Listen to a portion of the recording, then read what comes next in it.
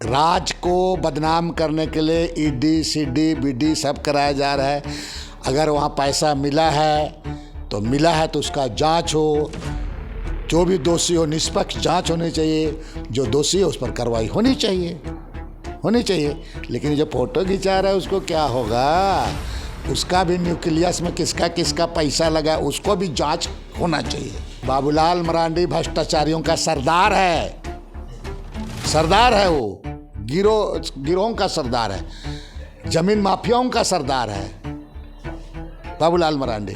प्रधानमंत्री आया बोला लैंड जिहाद, सेना का जमीन को कर रहा है।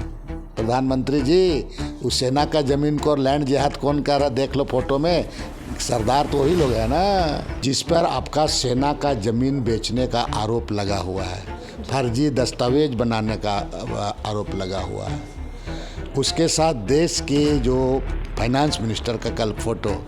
और हद तो तब हो गया कि भ्रष्टाचार की बात करते हैं। ये आपका बाबूलाल मरांडी जैसे महामानव का भी तस्वीर हम देख रहे हैं वहाँ पर, कि यहाँ का लोगों को भी इस सब चीज़ों को नहीं समझ में आता है।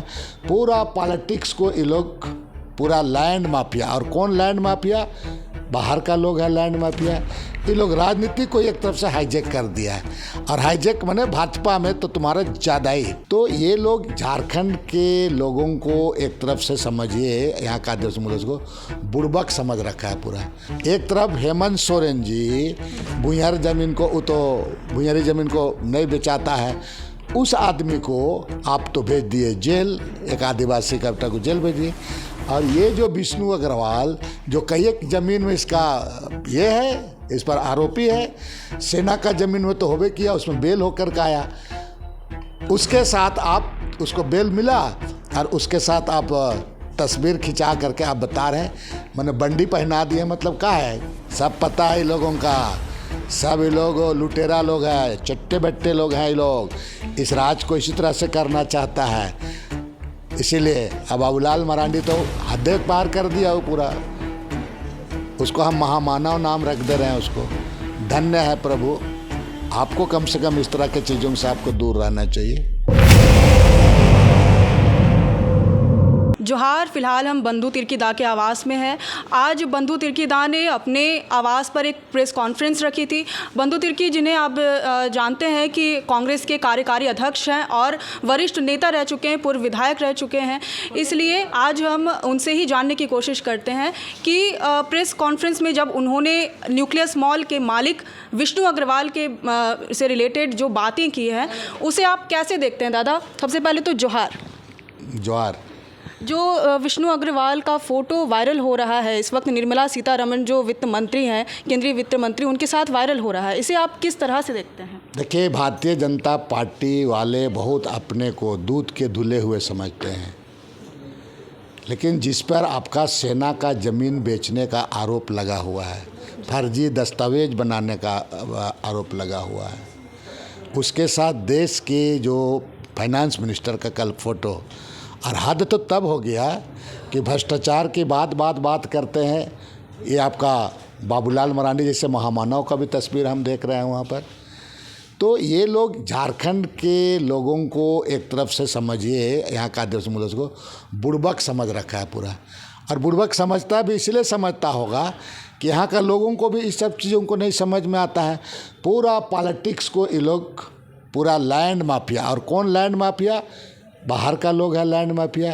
ये लोग राजनीति को एक तरफ से हाईजैक कर दिया है, और हाईजैक माने भाजपा में तो तुम्हारा ज़्यादा ही।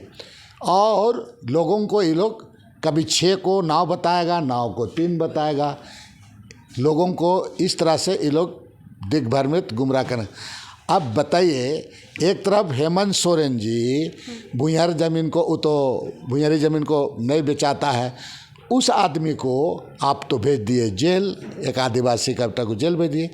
और ये जो विष्णु अग्रवाल जो कई एक ज़मीन में इसका ये है, इस पर आरोपी है, सेना का ज़मीन में तो होबे किया, उसमें बेल होकर का आया, उसके साथ आप उसको बेल मिला और उसके साथ आप तस्वीर खिंचा करके आप बता रहे हैं, मैंने बंडी पहना दी है। मतलब क्या है, कल उसको ज्वाइन भाजपा ज्वाइन करने वाले हैं विष्णु अग्रवाल। क्या करे वो अलग बात है, कुछ तो कुछ हुआ होगा इन लोगों का, निश्चित रूप से डील हुआ है।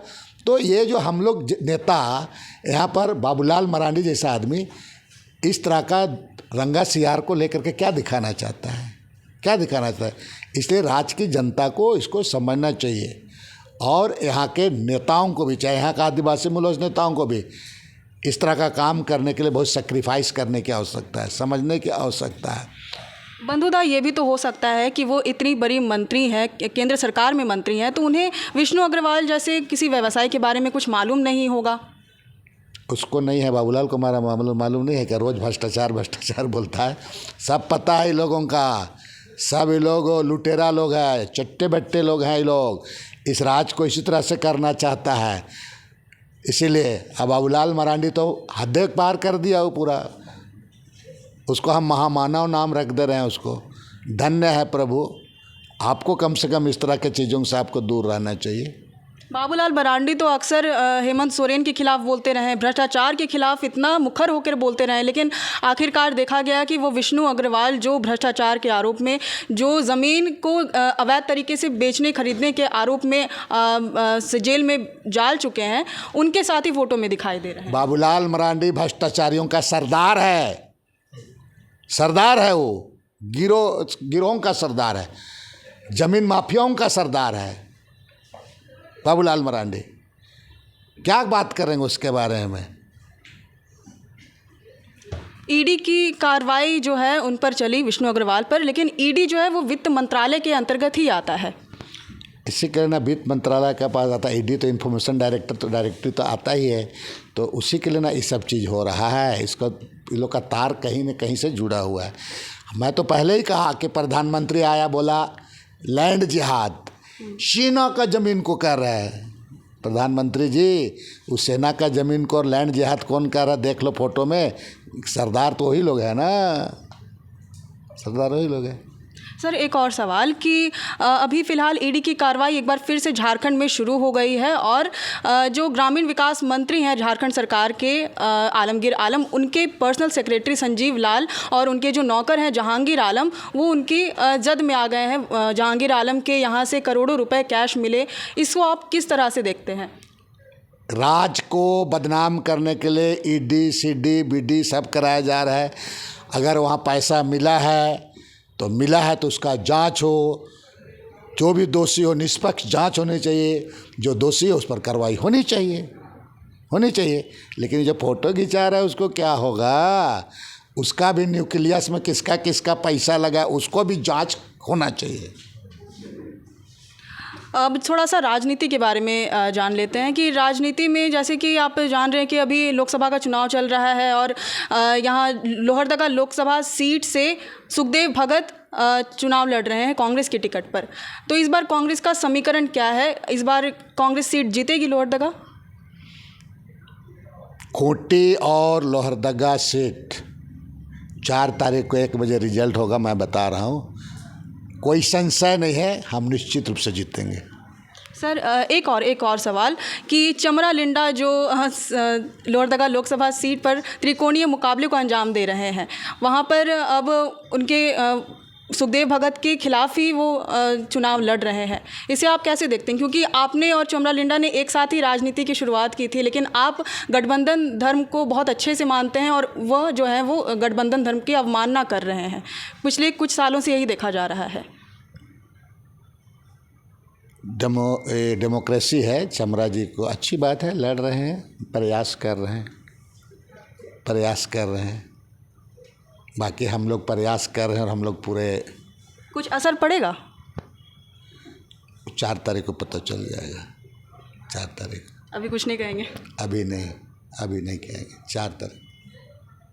जी, जैसा कि आप देख सकते हैं कि बंधु तिर्कीदास जो हमारे साथ अभी जुड़े हुए थे, उन्होंने अपने आवास में एक प्रेस कॉन्फ्रेंस आयोजित की थी। वह विष्णु अग्रवाल और केंद्रीय वित्त मंत्री निर्मला सीतारमण के साथ जो एक फ़ोटो वायरल हो रहा है उस पर लेकर उन्होंने बातचीत की, भ्रष्टाचार पर उन्होंने बातचीत की, साथ ही राजनीति पर उन्होंने कुछ हमसे बातचीत की। लोहरदगा लोकसभा सीट और खूंटी सीट इनका कहना है कि कांग्रेस जीत रही है। अब आएगा रिजल्ट 4 जून को, तभी पता चलेगा कि क्या है इस बार का मुकाबला कैसा रहा।